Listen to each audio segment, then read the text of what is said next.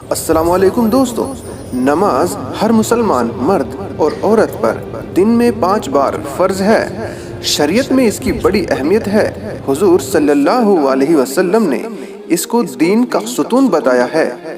نماز اپنے پروردگار سے ملنے اور اس سے بات کرنے کا بہترین ذریعہ ہے، اس لیے ضروری ہے کہ سب سے بڑے آقا و مولا کے دربار میں حاضر ہو تو خلوص اور توجہ کے ساتھ اپنے جسم کے کچھ خاص حصوں کو پاک کر کر جانا چاہیے۔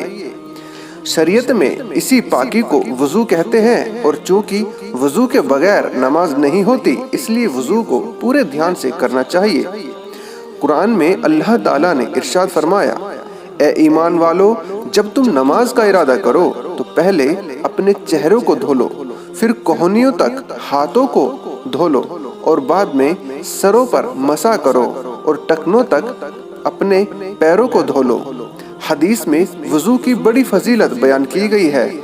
قیامت کے دن ہمارے امتی بلائے جائیں گے، اس وقت ان کے اعضاء جسم کے جن حصوں کو وضو میں دھولا یا دھویا جاتا تھا چمک رہے ہوں گے۔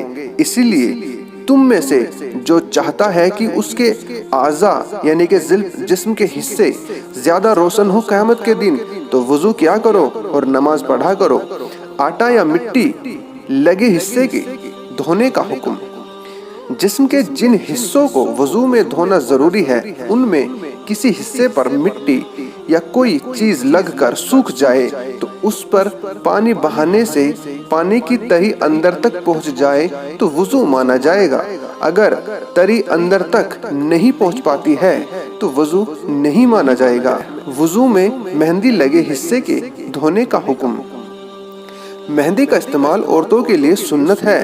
حضور صلی اللہ علیہ وسلم نے عورتوں کی زینت کے لیے اس کی ترغیب دیتے تھے۔ مہندی سے جلد کا صرف رنگ بدلتا ہے، وہ پانی کو کھال تک پہنچنے میں رکاوٹ نہیں بنتا، اس لیے مہندی لگی ہو پھر بھی وضو مانا جائے گا۔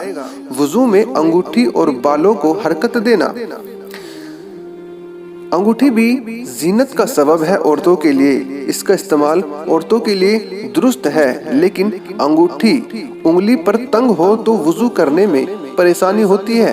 ایسے میں انگوٹھی کو ہلا لینا چاہیے، اس کو حرکت دے دینی چاہیے۔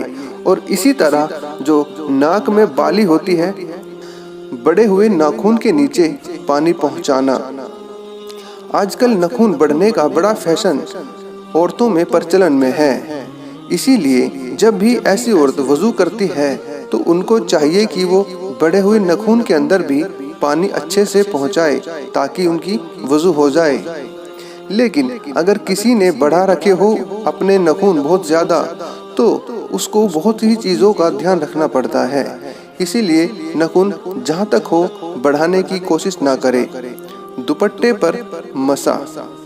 وضو کے فریض میں ایک سر کا مسح بھی ہے، اس کا مطلب بالوں تک پانی کی تری پہنچانا ہے۔ دوپٹے پر مسح کرنے سے پانی بالوں تک نہیں پہنچ پاتا ہے، اسی لیے وضو نہیں ہو پاتی ہے۔ نیل پالش لگانے کے بعد وضو۔ نیل پالش لگانے کے بعد وضو کا پانی ناخن تک نہیں پہنچتا، اور جب پانی وضو میں دھونے والے حصے تک نہیں پہنچتا تو وضو نہیں ہوتا۔ لپسٹک لگانے کے بعد وضو۔ اسلام میں وہ زینت جو غیر مردوں کے لیے کی جائے جائز نہیں ہے، اگر شوہر کے لیے کی جائے تو الگ بات ہے۔ اسی طرح لپسٹک لگانا بھی۔ لپسٹک 2 طرح کی ہوتی ہے، ایک واٹر پروف، ایک جو جس میں پانی چلا جاتا ہے۔ لپسٹک 2 طرح کی ہوتی ہے، ایک وہ جس کے لگانے سے ہونٹوں پر پتلی سی پرت جم جاتی ہے، ظاہر ہے اس پرت کی وجہ سے وضو کا پانی ہونٹوں تک نہیں پہنچ پاتا، اس لیے وضو نہیں ہوگی۔ دوسری قسم ہے لپسٹک کی، وہ ہوتی ہے جو کیمیکل ہے اور تیل کی طرح ہونٹوں پر لگائی جاتی ہے، اس کی کوئی پرت نہیں ہوتی، صرف اس کی چمک ہوتی ہے۔ اس کے لگنے سے وضو کرنے سے وضو ہو جائے گا، کیونکہ پانی اس کو کراس کر کے ہونٹوں تک پہنچ جائے گا۔ کیا دودھ پلانے سے وضو ٹوٹ جائے گا؟ کچھ عورت سمجھتی ہے کہ وضو کرنے کے بعد اگر بچے کو دودھ پلایا جائے تو اس سے وضو ٹوٹ جائے گا، لیکن شریعت میں ایسا نہیں ہے، کیونکہ جب بچہ پیدا ہوتا ہے تو ماں کو دودھ پلانا پڑتا ہے، اور وہ بھی کسی